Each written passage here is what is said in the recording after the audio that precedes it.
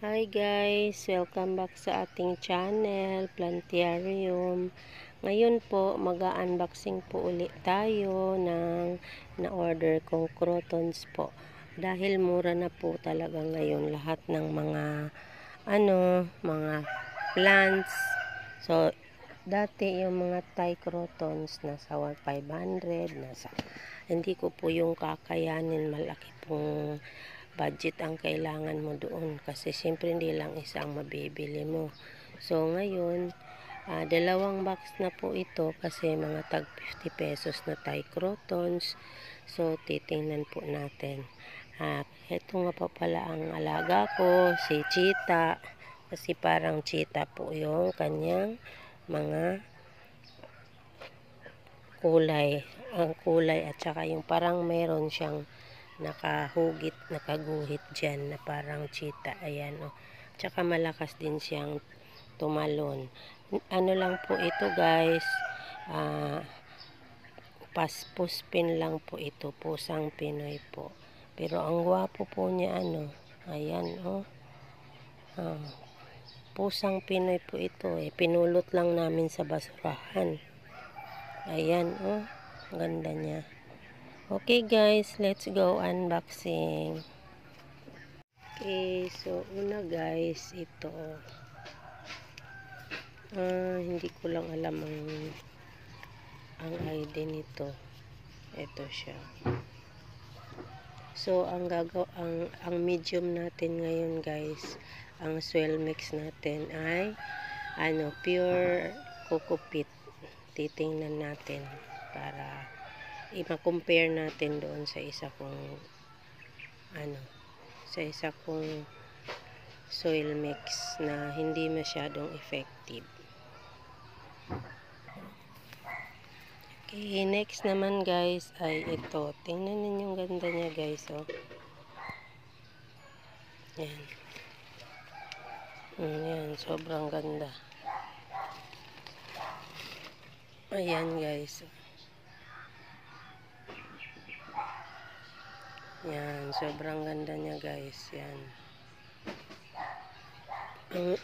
Parang may mga malalaki siyang Sana hindi ito magsasuffer pag pag maripat ko na. Tulad nung nangyari doon sa isa, nahirapan akong makasurvive sila. So next naman guys. So ito naman guys, pasensya na, walang ID. Hindi ko talaga alam ang ID nito. So ayan guys, oh. Maganda rin, parang parang red tips yata ang tawag nito. Tama, red tips. Next naman guys ay ito. Ayan, medyo dilaw. Medyo may pagkadilaw. Ayan. Yellow ang kulay niya. So, iba-iba yung kulay nila doon. So, yan sila. Next naman po tayo. Next naman po ay ito. Ayan po guys. Malaki siya. Malaki yung dahon niya. So, maganda pa rin. Ibang-iba pa rin doon. Okay guys, next naman po ay itong turtle back. Sobrang ganda niya. Turtle back. Ayan po, oh. Ang likod parang turtle. So ang range lang po ng mga pinagbibili ko ay 50 pesos to 100 to 150. Yan lang po. Ayan po. Next tayo. Okay, next po ay Calathea. So, sinadya ko po itong kunin kasi namatay yung isa sa akin. Nagagandahan po kasi ako. Ilalagay ko to sa loob ng CR ko. Kasi doon lang sila nabubuhay sa CR. Dito sa labas, dahil sa sobrang init dito sa amin, hindi niya kinakaya. Kaya sa CR ko lahat nilalagay ang Calatheas ko. Okay, next po. Okay, ito guys, oh. Sobrang liit. Sana mabuhay ko sila. Next, last na po ito. Ito na lang ang last. So, ang pinakahuli ay ito. Ayan. Ayan. Sobrang ganda nila. So, iba-iba rin naman ang itsura ng nabili ko. Kaya mura lang talaga ngayon. Mahal na yan dati. Sobrang mahal niyan.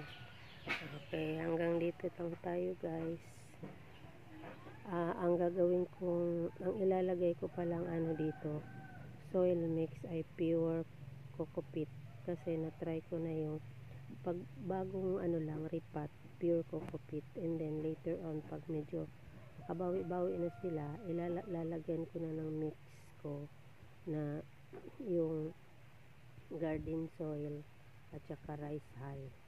So, at saka yung ano, yung carbonized rice hull para walang mga fungus kasi napansin ko pag may mga uling na walang fungus sa ilalim ng mga soil mix na matagal na panahon na sila ma-standby.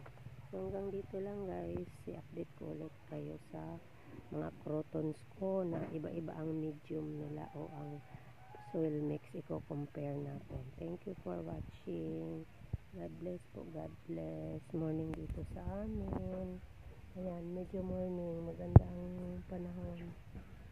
Morning. Ganyan ang ano namin. Wala pang sun. Siguro nasa 5:30 pa kami ngayon dito. Or magsi-6 o'clock na. Okay guys. Thank you for watching. God bless.